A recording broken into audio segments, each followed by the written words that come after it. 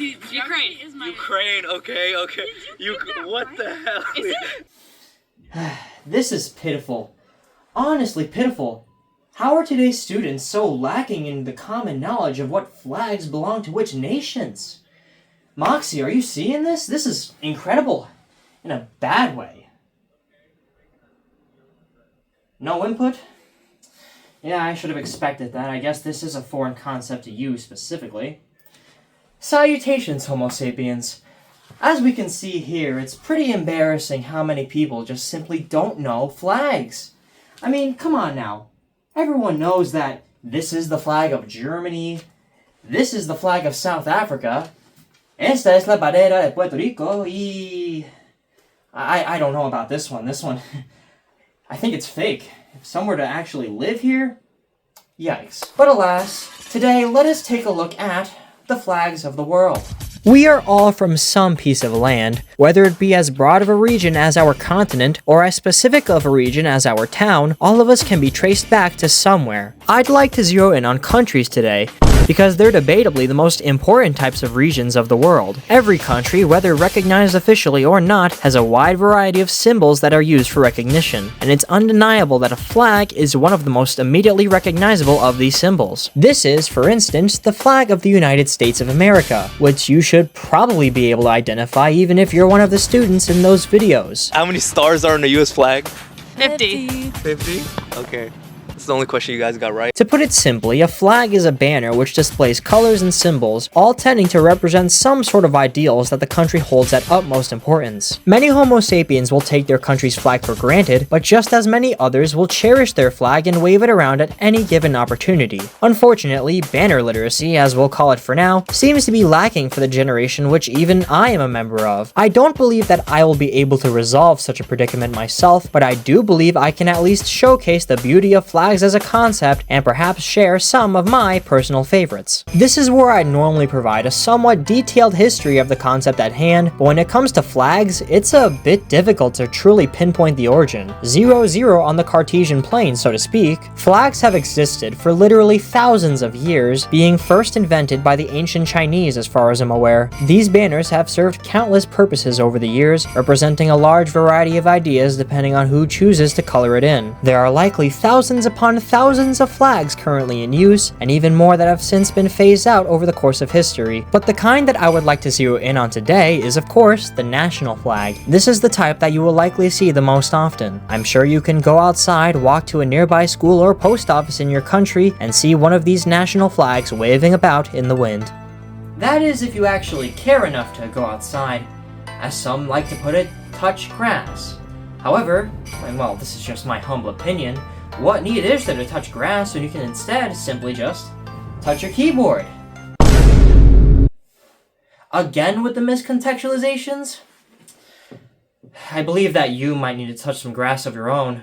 A national flag's goal is to encompass as much of the spirit of its respective country as possible, while also keeping a simple, elegant, and immediately recognizable design. Stripes, cantons, symbols in the center, anything it takes to showcase what the land it stands on is really about. There are 6 colors which are especially common in flags: red, yellow, green, blue, black, and white. Every single officially recognized nation uses at least one of these 6 colors. Most use a combination of them, plenty use different shades of each color, some throw in extra colors, and look at the flag of South Africa. It manages to use all 6 of those colors at once. Each color represents some sort of virtue that a country finds especially prevalent, and here's a list of some of those meanings. In reality, each nation attaches a unique meaning to these colors, so the list may not be totally accurate to your own, but it should still suffice. Some flags can be as simple as being one flat color, such as the flag of Libya until 2011. Others can be overkill like the current flag of Belize. There is nothing stopping designers from creating either the most basic or most intricate flag of all time, which you could argue is part of the beauty of the concept. It's great to be able to have what is essentially a single page that encompasses your entire nation, isn't it? But I'm merely speaking in theoretical terms at the moment. Why don't we take a little dive into these flags and what makes each one special? Let's start getting into into specifics. The oldest flag design that's currently used by a sovereign nation is, of course, the Dannebrog of Denmark. It all started on June 12, 1219, when the flag fell from the sky during the Battle of Lindenice. Except that's not much more than an urban legend. The flag was officially adopted on May 8, 1625, which is still far earlier than any other current world flag. It is not the first flag ever created, though, of course. Here we have a red banner and a white cross, which is slightly offset to the left. This is known as the Nordic cross, and does it seem familiar to you? Well, it should, because it also appears on the flags of Finland, Iceland, Norway, and Sweden. No wonder all 5 of these nations are so similar to one another. There are plenty of design choices which are common between nations, and the Nordic cross is just one example. Here's the flag of the French Republic, or as you may know it, France, officially implemented on February 15, 1794. You should immediately be able to recognize its blue, white, red tricolor design, right? Truly a classic. Well, the rest of the world also agreed that this is a classic, so now countless nations make use of a tricolor flag in some way. In fact, I'm pretty sure it's the most common flag design of today's countries. The French tricolor is not the first, mind you, as this in and of itself can be derived from this. This is known as the Prince's flag and comes from the Kingdom of the Netherlands, or simply the Netherlands. This one makes use of an orange stripe, which is not terribly common in most flags today, but this right here seemed to set the standard for nations like France, which would then go on to set the standard for the rest. These two flags are the reason why we have Hungary or Germany or Belgium, or flags of other continents like Cameroon or Azerbaijan. In those last two examples, we see a symbol in the center of the flag. This is apparently known as a charged tricolor or charged triband, and there are plenty more examples of this. Here's Ethiopia, one of my personal favorites. This is the Indian flag, another classic. Here's Venezuela, here's Ecuador, here's Colombia.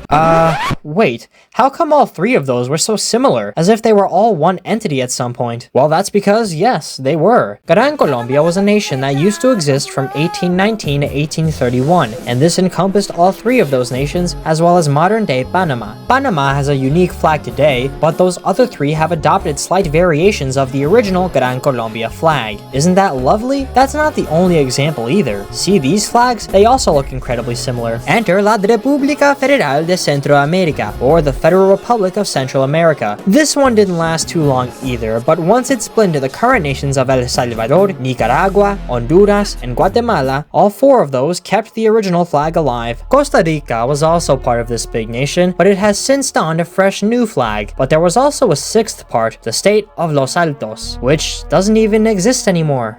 Ay, Los Altos. You may have only existed for a few years, but you know what? We shall salute those few years while we still can. No more saying cuss words! Moxxie, that's not a cuss word. Los Altos is just Spanish for the tall ones. You're only gonna eat broccoli and other vegetables for your whole life.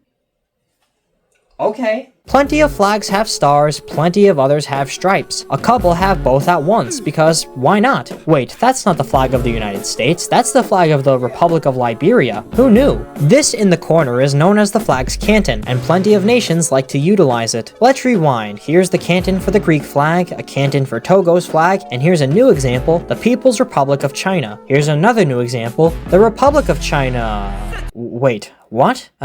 Moving on. Yet another common trait among flags can be referred to as the chevron, which is a triangle placed usually on the left edge of the flag. The Czech flag just has a blank blue chevron, whereas this beautiful flag places a star inside, which is also a pretty common thing to do. Returning to those nations which shared common ancestors, those aren't the only 2 examples. Flag families, as Wikipedia likes to call them, are actually not unheard of. It would be a bit too much to explain in this video, so I will link that page in the description. Yes, that's another QR code because I'm just that kind, right? Right? One thing I'd like to highlight though is the way that some world flags are accidentally way too similar. Here's the flag of Romania, a European nation, and here's the flag of Chad, a nation in Africa.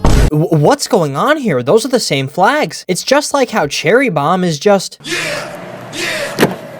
No, not that cherry bomb. Romania officially introduced its flag a century before, in 1867, and the primary difference is that it has slightly lighter color shades than those of Chad, which introduced its flag in 1959, featuring deeper shades. It's not the only case of this happening either. Here's Monaco and here's Indonesia. Same story, but the differences are more clear this time. Monaco has a very obviously deeper shade of red on the top and is also much more square compared to Indonesia's bright red and standard rectangular ratio. Monaco was the original, this flag coming along in 1881, whereas Indonesia's was implemented in 1945. There's also the Polish flag, which is the result of rotating Monaco 180 degrees in Microsoft Paint and extending the sides, and Singapore, which is what happens when you take Indonesia and replace the red and then add a crescent to the canton. By the way, the crescent in and of itself belongs to a flag family, and a pretty large one at that. We can thank the Ottoman Empire or modern-day Turkey for this one. So now let's talk about aspect ratios. This video is in a 16:9 aspect ratio, meaning that for every 16 units of length there are 9 units of height on the screen. It's your standard rectangle. Most flags are rectangular, and the most common aspect ratios are 2:3, meaning it's 1.5 times wider than tall, and 1:2, meaning it's exactly double as wide as it is tall. Sounds simple enough, right? Well, it's not, because even though those two are the majority, it's not even remotely all of them. The USA's official ratio is 10:19, in a serious attempt to spite the United Kingdom. Totally deserved, by the way. El Salvador has a 189:325 flag for literally no reason, and Qatar is trying to be excessively wide with an 11:28 ratio. It's inappropriate.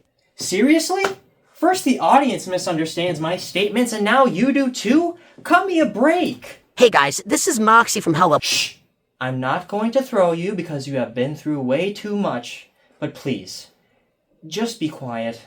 Anyway, there are also two square 1:1 flags. They should be relatively well known. They're Switzerland and the Vatican City. For these two, it's hip to be a square. Last but not least, in terms of ratios, Nepal. The Nepalese flag doesn't really have a ratio at all, since it's not even a quadrilateral. This is the only flag in the world to not be one, and is instead presented as two triangles stacked atop one another. Yes, it is flown as such too. It's honestly one of the most interesting world flags for that very reason, and its symbolism runs deep. Quite an odd addition to the world flags canon, but a welcome one nonetheless. You can't have all flags being rectangular, can you? That's a window into the flag space of today, and remember, we're only discussing current world flags. There can be an entire separate discussion on older flags of given nations, but that discussion could take hours. What I'd like to do now is take you all through some of my personal favorite flags and a brief explanation as to why I appreciate each one, and we shall do it alphabetically. Afghanistan's Republic flag just has a nice color choice. Yes, I'm kind of cheating because the Taliban flag is technically the current flag as of 2021, but I think this one gets a pass for now. 10 out of 13. Armenia has an orange stripe, which is pretty rare to see nowadays, so I believe it's special for it. 9 out of 13. This nice cerulean color atop the Azerbaijani flag is pleasant to the eye. You'll notice I really enjoy flags with unique colors to show. 11 out of 13. I'm not sure what exactly strikes me with the flag of Burundi, but it's a design that I really need to appreciate nonetheless. 10 out of 13. The Czech Republic, it's so simple yet so elegant. The blue chevron having no star in it just makes it feel so clean. 12 out of 13. Denmark, what do I even have to say?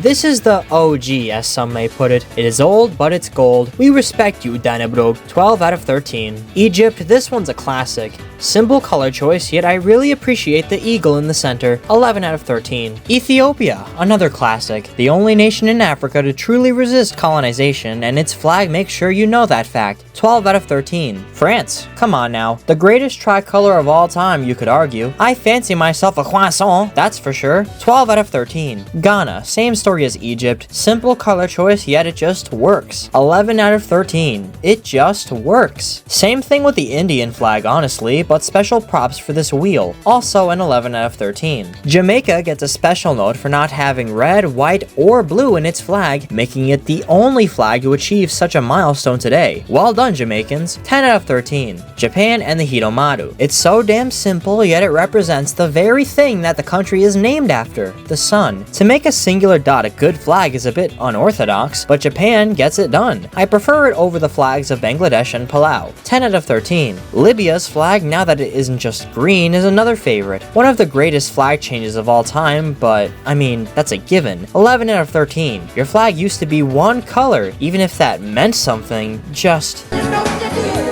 The flag of Luxembourg has a lovely sky blue stripe instead of the typical blue. It's fantastic, and even though I enjoy the Dutch flag too, I have to give it to Luxembourg for the interesting color choice. 10 out of 13. The flag of Mauritius has 4 stripes. That's something you don't see every day. I appreciate the uniqueness in that aspect. 11 out of 13. Myanmar, a lime green instead of a normal green? Sign me up. Simplicity does wonders here too. 11 out of 13. Not to be biased or anything, but Puerto Rico has a great flag. Full 13. Definitely not because I claim it or anything. I just really like how much it reminds me of my next flag, Seychelles by the seashore. This is a uniquely beautiful design, really. What else can I say? 11 out of 13. The Swiss flag is simple yet immediately recognizable. You know it's Switzerland from a mile away. I fancy myself some addition after all. 12 out of 13. Tajikistan has a nice array of colors too. I suppose it all comes down to the colors for me, doesn't it? 11 out of 13. I'm not sure what exactly I enjoy about the flag of the United Arab Emirates. It might just be the way the stripes are positioned, specifically that red one on the left. It's just appealing, to be honest. 11 out of 13. I don't have anything positive to say about this one. Lastly, certainly not least, there's Venezuela. That star arrangement? Chef's kiss. It just looks really lovely. Distinct from the other flags of Gran Colombia, I know exactly what country this is. Excellent. 11 out of 13. However, truth be told, I enjoy every single nation's flag to some capacity. Well, with the exception of that one. I'm fascinated by how all flags are able to share similar basic formats, yet each one is able to be unique in its own right and portray exactly what that specific nation is about. I've hinted a number of times throughout this video that this handsome flag is the one that I claim as my own, as well as the Star-Spangled Banner of the United States, as everyone should know. However, now that I think about it, there is one individual I forgot to ask. My dearest Moxxie, what flag is yours? What is your flag? 2020 vision. Cupid hit me with precision. I wonder if you look both ways when you cross my mind. Your flag is the album cover for the 2017 album Scumfuck Flower Boy, released by Sir Tyler Gregory Okonma on July 21st, 2017? Adam fucking Malin. That's not Tyler. Like, at all.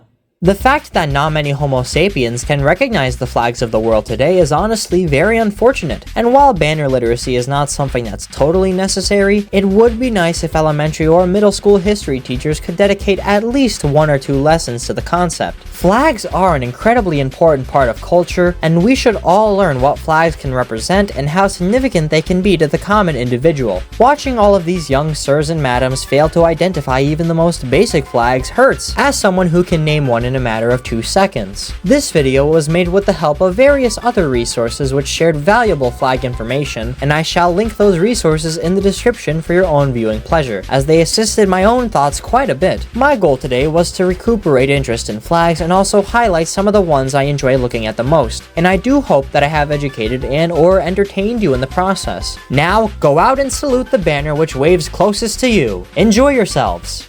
Listen, Moxxie. I understand that you're a stuffed toy sewn from felt and filled with white snowy fluff, but your responses to me have been quite nonsensical thus far. I'd appreciate it if you could offer me genuine comments and not, you know, react bot quotes, if you understand my meaning. Okay, guys, you want to know the Moxxie! Alright, fine. Sorry, I'm just a bit camera shy, that's all. Give me a break, dude! Oh. Well, I accept your apology, and I sympathize with your circumstances. But, please don't refer to me as a dude. Well, I can't call you sir. I only call my boss that. Oh, yes, well, Blitz, of course. He's your boss. You're hell of a boss. That was terrible. It was. Pardon me for the horrible pun.